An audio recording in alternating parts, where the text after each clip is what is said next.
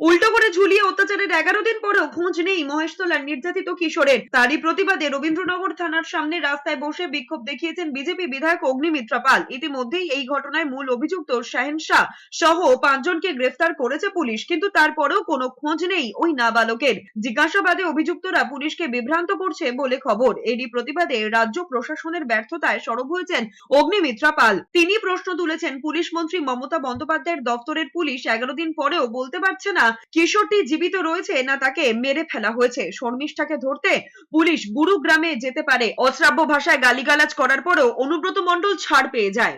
আজকে 11 দিন হয়ে গেছে এই 14 বছরের ছেলেটির ভিডিও উল্টো করে খালি গায়ে ইলেকট্রিক কারেন্ট দেওয়া হচ্ছে, আমরা দেখেছি।